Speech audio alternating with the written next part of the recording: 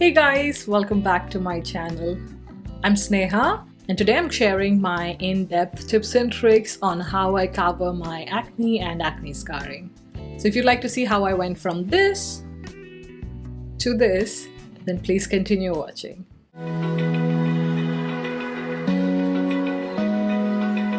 Now before we talk about covering the actual acne or acne scarring with concealer or foundation and concealer, we need to talk about skincare. It's because no matter how much makeup you're going to pile on top, if you don't prep your skin correctly, it's all going to look cakey and dry and flaky. So skin prep is very important when it comes to acne coverage. So you do want to start with a freshly washed, clean face. I've listed a few cleansers that I prefer using in my recent Sephora sale recommendation. So if you want to check it out, I'm going to link it on the screen right now. Next step is exfoliate your skin, which is so important. Now, if you have acne and acne-prone skin, typically you have raised bumps and open acne. So you do not want to use a physical exfoliant. And what I mean by that is any kind of scrub or anything with those abrasive beads, you do not want to use those because more likely than often, as you're going to massage that into your skin, you're going to most likely break up your acne and it's going to spread the bacteria on the rest of your face. So I definitely do not suggest using the physical form of exfoliants. What you can use instead is chemical form of exfoliants. They're typically more milder depending on what strength of chemical exfoliant you use, and they're usually also more effective, and they have added benefits of lightening your acne scarring and improving skin clarity and texture over a period of time. So the ones that I recommend are lactic acid. It's probably the most mildest of all the chemical form of exfoliants. So you could use anything with lactic acid, or if your skin can tolerate it, use glycolic acid. Now, how often you use that would depend on how much your skin can tolerate and also the strength of the formula. So again, find something that suits your skin and use that regularly. So what that's going to do is, encourage cell turnover, which basically means that it encourages your skin to produce a new layer of skin. So therefore, the old layer is shed off.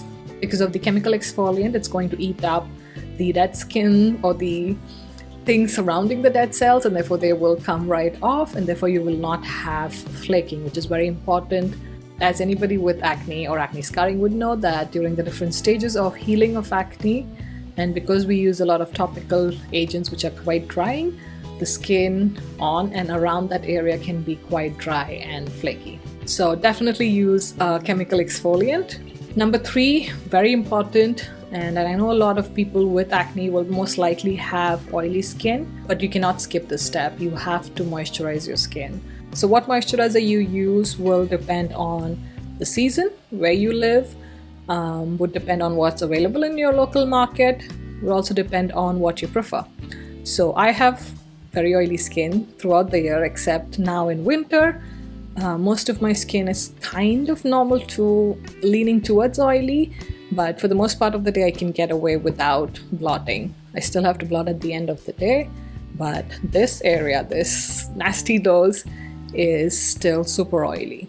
So what I tend to do is multi-moisturize, and what I mean by that is use different moisturizers on different areas of my face. So if you all have been following me for a while, you know that I absolutely love my Ombre Lease Lay Cream Concentrate. I'm almost finished with this tube, but that's what I've used on the rest of my face except my nose. And on my nose, I tend to use something like this, which is more lightweight, gets easily absorbed into the skin and doesn't leave that oily residue or finish. So this is the La Roche-Posay Effeclar K+, and it's meant for oily skin. Okay, so that's skin prep done. Let's move on to makeup. Next, you want to use any of these pore-filling type of face primers. So for today, I'm going to use this Makeup Forever one.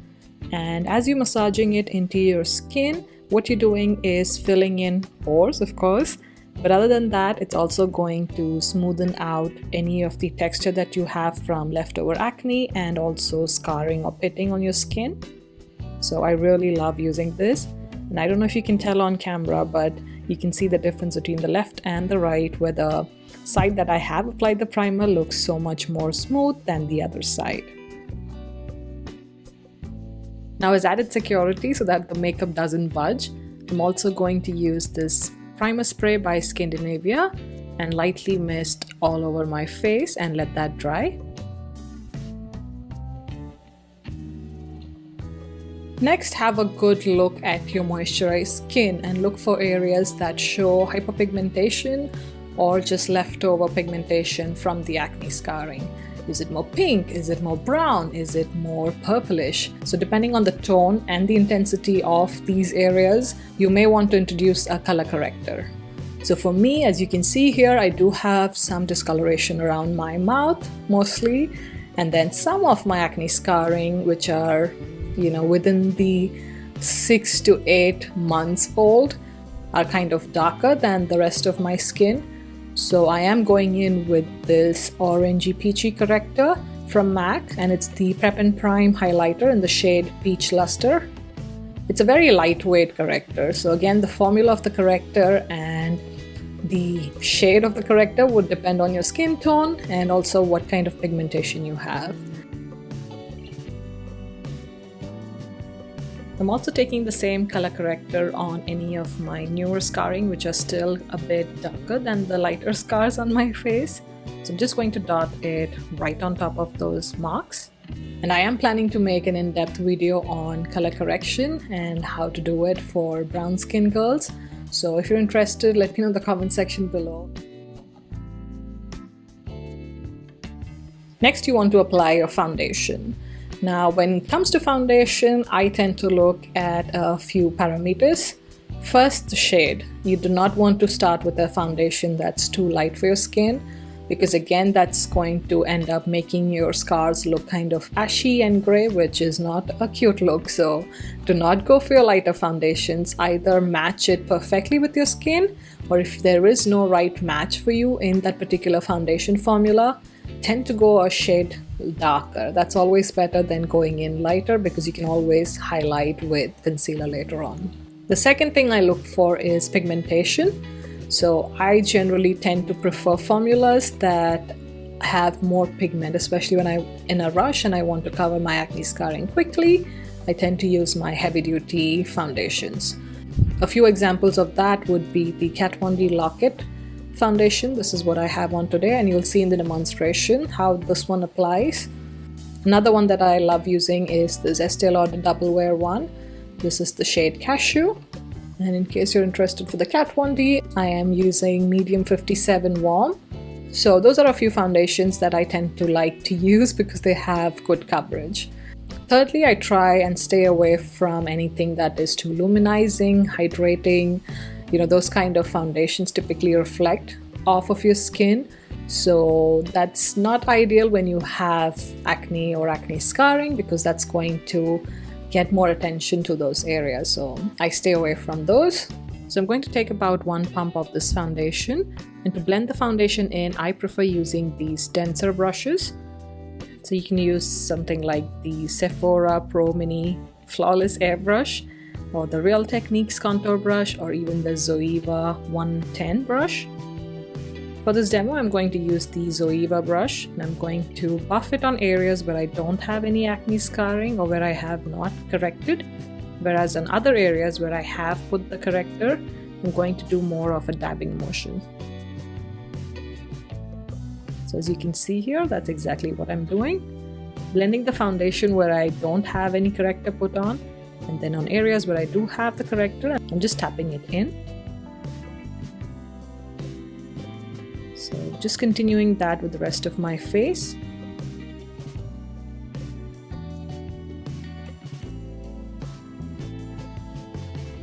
And then this is what my face looks like once I have a thin layer all over. And I don't know if you can see it on camera, but right now on my chin I have some dry flakes despite all the skincare we spoke about. So if you have this kind of a situation, what you want to do is go back to your rich moisturizer, take some of your foundation, mix it in with it, and now add a second layer of this mixture over those drier areas and pat it in. So that's going to rehydrate and moisturize those areas of your face.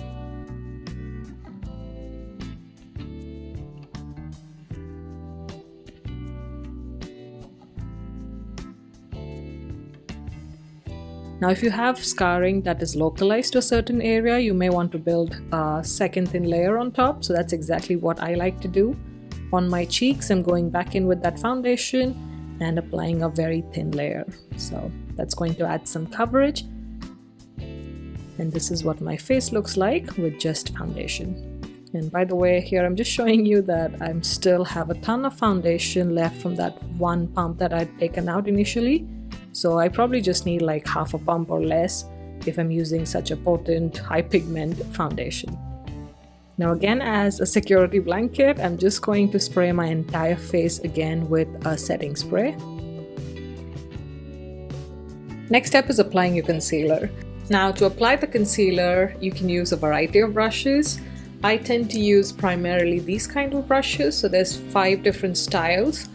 The first one is this kind of a buffing eyeshadow kind of a brush. So you want something that's fluffy and soft so that it doesn't irritate your skin, but at the same time large enough if you have certain areas where you have acne and not like spots that are far from each other. You can use this to conceal that area. For example, I have, as I showed you earlier, this area where I have my acne predominantly. So for me, it would be faster to go in with something like this and just gently tap and do smaller light buffing motions to blend it into the surrounding skin. So I can first go in with this, and if I still have some darker spots that are showing through, or if I have spots that are like isolated, such as this one, then I can use something like a small pencil blending brush. So this is the Morphe E36, which I absolutely love for especially applying concealer on my acne scarring. And this is the Wayne Gauss brush number 18. But MAC makes a MAC 217 that's similar, Sigma makes an E25 that's similar, so you could use either of those brushes. So that's for larger blending areas, and this is also good for pinpoint concealing. So if you just dab on the acne scarring. This is also good if you want to apply it to a raised blemish. This is a good buffer brush to go around the edges of that raised blemish, if that makes sense. So these 3 are my more fine, detailed concealer brushes. So sometimes the acne scarring can be quite dark, especially when they are fresh. So, the light application with these kind of buffing brushes may not be enough to conceal the acne completely. So that's when I'll go in with these really tiny brushes. This first one is the Kevyn Aucoin concealer brush, I believe. Yes. So this is what that looks like. As you can see, the head is really tiny and it comes to that beautiful tip. That's perfect for applying concealer just to a tiny area, or also on its side to apply it to a larger spot. I've used that brush for years and it's still one of my favorite brushes. I also love using eyeliner brushes for spot concealing. So this is the Sigma Eyeliner E05 brush. So again, if you have I have these spots which are really tiny near my eyebrows, so I can directly just go onto the spot and conceal it. Or for example, I have this pigmentation mark on my eyelid, just as an example. I can directly go there and pat the concealer. Now if I were to use something big like this, it would be a lot more concealer for that small spot. So that's what I mean when I say that I use these for really finer concealing. And then this final brush, which is the Sigma E11 brush. This is a new one for me. So this is for really getting into the crevices of certain acne scarring that are left behind. So this is really good for that. And because it's so tiny, you can really apply it to a certain area and buff it out with the brush as well. So those are my brush choices. Now concealers come in different forms and different finishes, if that makes sense. When it comes to concealing anything acne scarring, any of these, or pigmentation, use a matte concealer. Do not go for the radiant concealers. They tend to defeat the purpose because although they will kind of cover the discoloration, but because they are reflective, they can sometimes add shine and have actually more attention to the spot. So I tend to use matte formulas, something that tends to dry quickly and set, and also formulas that are long wearing. Also keep in mind that these concealers are typically not what I use under my eyes, because these concealers are more heavy duty and I don't want so much coverage under my eyes. But my holy grail concealer for this is the Kevyn Aucoin Essential Skin Enhancer. If I do wear foundation to match my neck and the rest of the body, then SX11 is my perfect shade. It's a hair darker than my skin tone, but that's fine. When it comes to concealing, it's always better to go a shade darker than to go a shade lighter. And when I mean darker, it should be just a fraction darker, not a full shade darker. So as you can see, it's a very yellow-based concealer. Very creamy and thick. I've had this for years and I've still only used so much. So this is a very pigmented concealer and you need a really small amount. That's another thing I want to emphasize. The more pigmented your concealer is, the less you will use and therefore the less cakey your face will look overall. Because if you tend to use something that's less pigmented, you tend to pile on a lot more to cover the same spot, and therefore then it can sometimes look cakey, and sometimes also those don't last as well because you have so many layers on your face. So what I like to do with this particular concealer is use the end of my eyeliner brush, something small like that, and go in once and grab this much product. So as you can see, it's not a lot of product. Always start with less.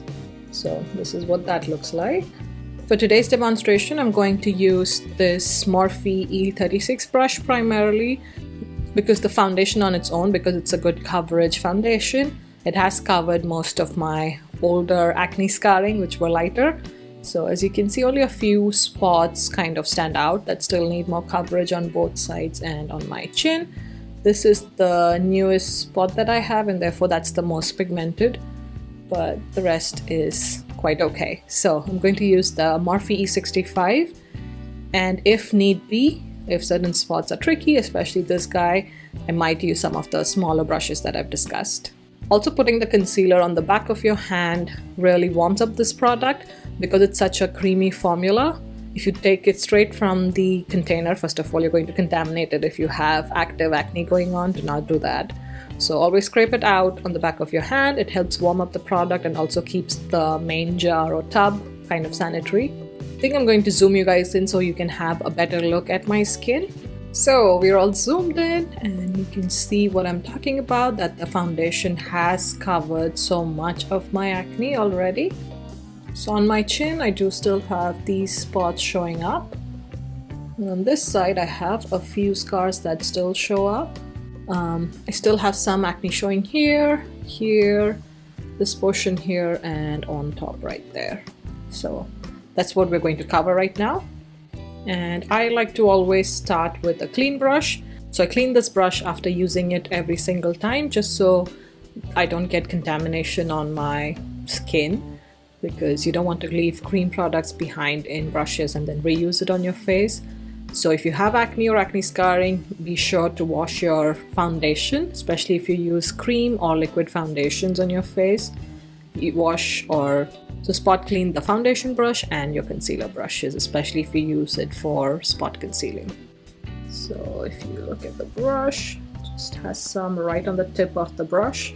I still have a lot of product remaining on my hand.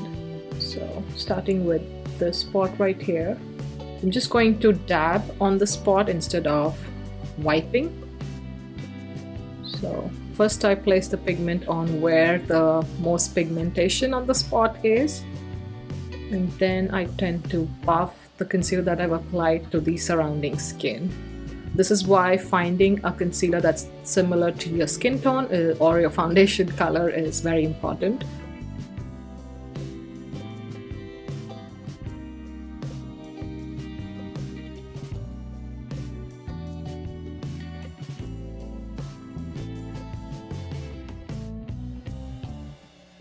So what the stippling motion is doing is pushing the product into the pores, or if you have indentation on your skin, it's pushing the product into those crevices, if that makes sense, and therefore gives a better coverage of the scarring. So as you can see, now you can no longer see that spot. It's blended in well with the rest of the foundation, and once I powder it, it's going to look much better. So I'm just going to quickly repeat this on the rest of my scarring on this side.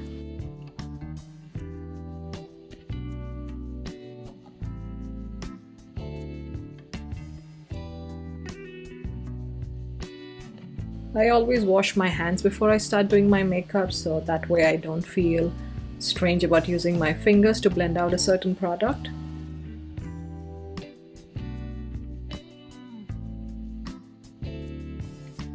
So I've covered most of this top portion. Now I'm going to work on this lower half.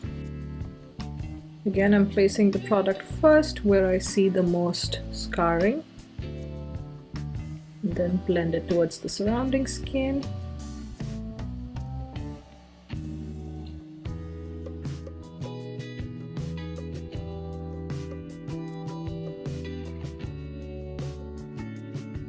So there you have it. I've covered all the scarring on this side, as you can see. Another tip is to, change the angles of your face as you're doing it. So don't just keep doing it in one angle, because in a certain different angle the shadow may fall differently. And you want to cover all sides of the acne and the acne scarring. It may seem like a lot of steps right now, but I promise that once it becomes second nature or a habit for you guys, it's going to just take you a few minutes.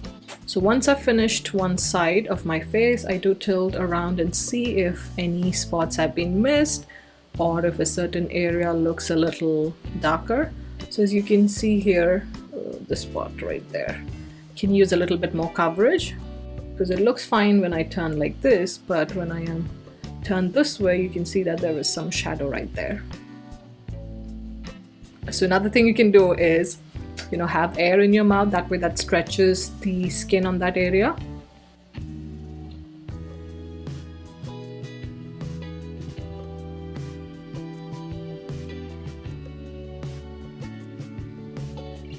That way it's able to cover it much better.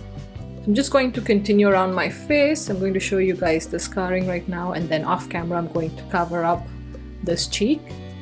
Okay, so this is an acne I had like 2 days ago, I believe. A small pimple, I would say, not a acne. It had a white head which got dried up, and then the head popped out, but it still has some blood clot right there, and it has some dryness. So I'm just going to try and conceal it as much as possible. Now, mind that it is kind of raised, so it's not going to be covered completely. You will still be able to see the raised portion, but we're going to try and cover it as much as possible. So again, just dabbing it. I'm stretching my lips so that the chin area is stretched so I can get to all the corners of that acne.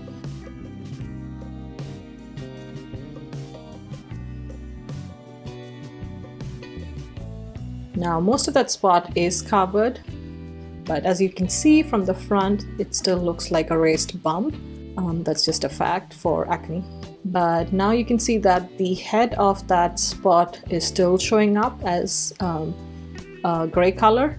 So if you really want to pinpoint conceal for this one, I'm going in with that small eyeliner brush we discussed. I'm going to take some concealer right on the tip.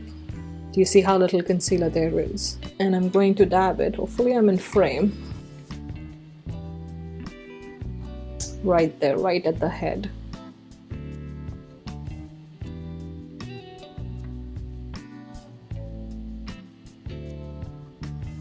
So that's how I use my Kevyn Aucoin concealer. So what I'm going to do is quickly show you how a nice fine powder like the Charlotte Tilbury really helps in mattifying that area and making the texture look less apparent. Just for demonstrating so that the whole area is not mattified, I'm just going in with that small blending brush that I'd shown you. I'm going in with my Charlotte Tilbury airbrush powder. I'm just going to take some of this powder on this brush, and then let's start with this first spot that we covered. Do you see how mattifying that is and how it smooths over that area?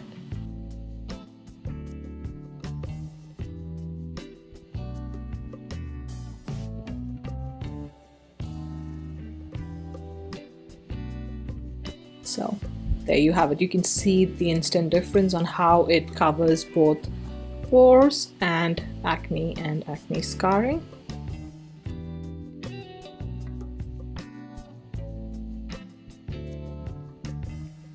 but you can see what a big difference that makes, especially as I step back.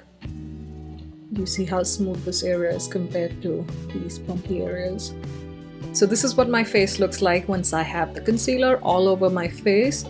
And again, you can see that that tiny area that I'd shown you earlier during the demonstration of setting is still matte and looks so much more flawless because it is matte and because the powder is so good and so finely milled compared to the rest of my face. But this is what it looks like once I have completed concealing all my scarring. One of the last steps with this is to set the entire face with some powder, and this is my powder of choice. If you have acne or any kind of texture on your skin, this is going to be your best friend. So I wish they had more colors, but medium seems to suit NC42 or NC40 skin tone. But that's something you'll have to go into the store and check. Unfortunately, they have, I believe, only 3 or 4 shades, which is kind of sad.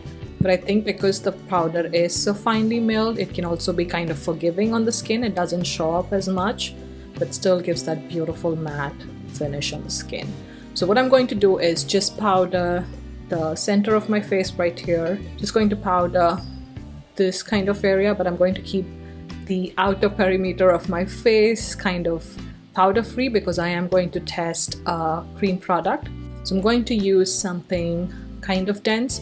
You do not want to use kind of a fluffy brush like this one because it's going to deposit less powder. So you want something like this or any of these buffing style dense brushes. So as you can see, I have a ton of powder, but it's not going to look cakey. I'm going to just, again with the powder application, do not rub or buff. You want to press and roll into your skin, and that's how you're going to get the least disturbance of the concealer, at the same time kind of set it really well. So again, you can see these areas as I press and roll. You can see how much more matte and so much more forgiving it can look. I'll show you one last time on this area. You can see texture there.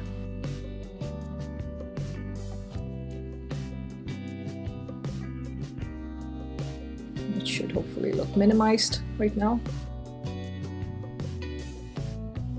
So I'm going to finish the rest of my makeup and then come back to show you some of my final steps that I do to ensure that this is not moving all day long. So next I'm going to apply blush. I've already applied it to one cheek and I didn't realize that my audio was not recording, thankfully in time, just because I still have one cheek remaining without blush. So I've already powdered my face as you've seen in the demo. Next is applying blush. So I'm going to use these MAC blushes. This is Peaches and Fleur Power. I'm going to mix the two for today. And I was saying that you need to apply this in a tapping motion. It's very important because you've spent so much time on your face covering up the scarring and setting it in place. You do not want to move your brush so that the concealer or the foundation comes off. So you do not want that look because then it's going to look patchy. So you want tapping motions. And I generally prefer using a light brush, so something like the Wayne Goss airbrush. Another one is the NARS cheek brush, I believe. Not sure what the name is. It's Yachi something, but you know what I'm talking about. There's only probably one brush which is shaped like this from NARS, but this is way more scratchier than the Wayne Goss one, so I prefer this. But basically you want to take the blushes or blush on the brush, tap off the excess, and then press against your skin. Do this kind of a dabbing motion, and as you can see, that deposits the blush but doesn't move the concealer and the foundation. Now sometimes when you do this, even though you are kind of gentle, you may see that some of the pigmentation of certain scars can come through. Like for me, this always comes up, although you can't see it on camera. In person you can slightly see one of these. Oh, there you go, that's a good angle.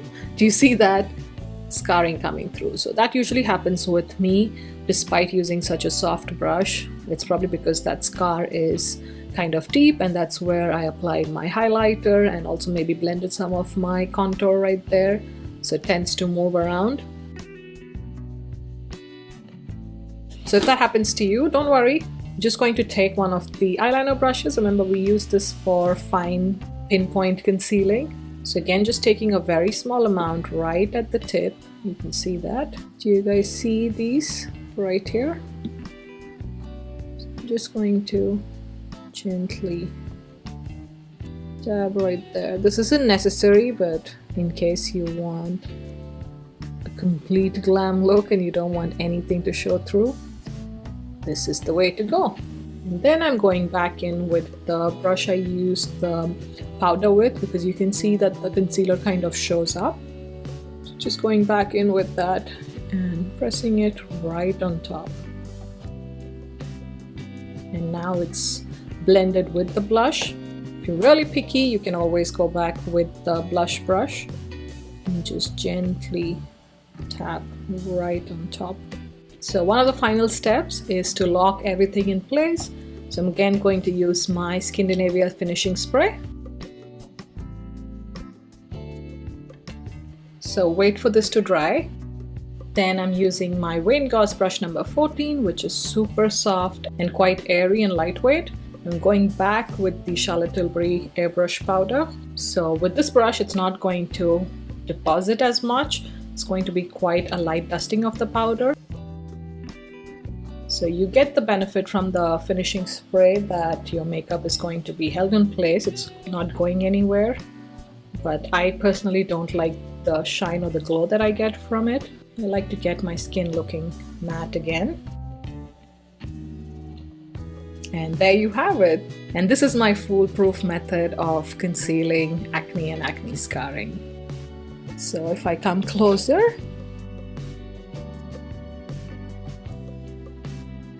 if you found this video helpful, please don't forget to hit that like button and also consider subscribing for more videos. Thank you so much for watching, and I'll see you in my next one. Bye!